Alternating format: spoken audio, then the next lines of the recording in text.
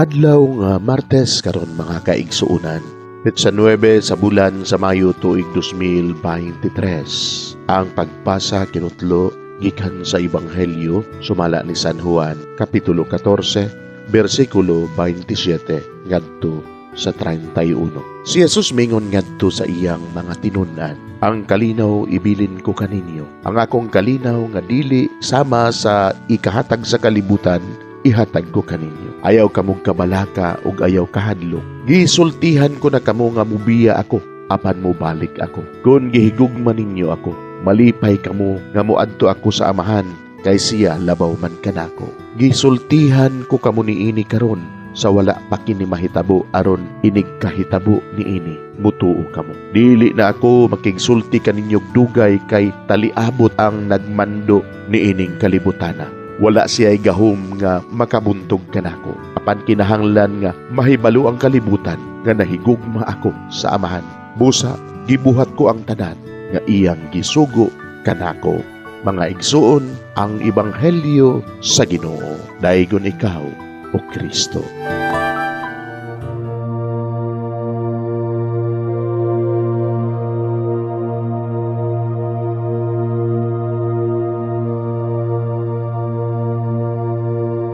Pagampo sa dili pa magsugod sa trabaho. Magampo kita. Sa ngalan sa Amahan, sa Anak ug sa Espiritu Santo. Amen. Langit mo namong Amahan, sa among pagsulod nining trabahoan, among gidala ang imong presensya uban kanamo.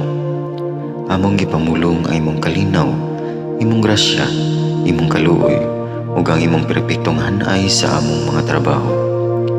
Among gipadayag ang imong gahom labaw sa tanan, diha sa mga butang nga among mahimo, masulti, mahuna-unaan ug mahukman sulod nining adlaw. Ginoo, nagapasalamat kami sa gasa sa kinabuhi niining bagong adlaw, niining kahigayunan nga kami nakasulod sa trabaho ug mamahimong parte niining nga grupo. Salamat sa mga gasa nga imong gitugyan kanamo. Hamong gamiton kini diha sa pagimaya kanimo. Hatagi kami sa kusog ug kadasig sa pagbuhat sa among mga trabaho. Panalangini ang among mga proyekto, mga ideya ug kusog, aron sa ingon bisan sa pinakagamay namong mga kalampusan, magahatag kini sa imong himaya.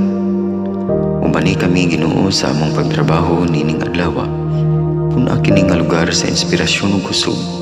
Tabangi kami nga magtrabaho isip usa ka grupo nga mapakita sa usag-usa ang kamaayo.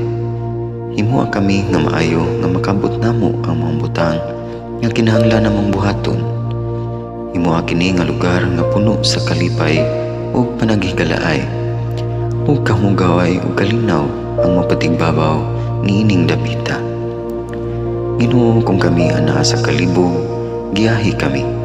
Kung kami muwadaan sa kadasig ug paglaom, dasiga kami. Himua nga ang trabaho nga among gihimo ug ang paagi sa among paghimo niini makahatag unta kini ug hugot nga pagtuo, kalipay ug pahiyom sa tanan nga among mahimamat karong adlaw. Panalangini ang among mga pamilya, among Pinoy-anan, among nasod.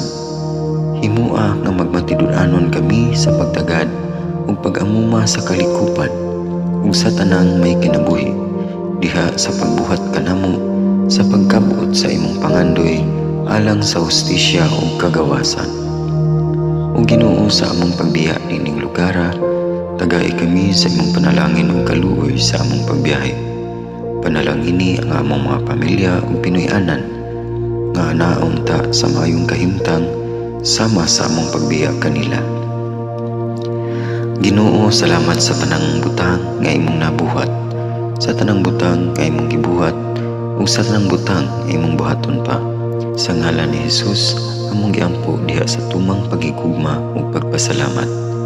Amen. Sa ngalan sa Amahan, sa Anak ug sa Espiritu Santo. Amen.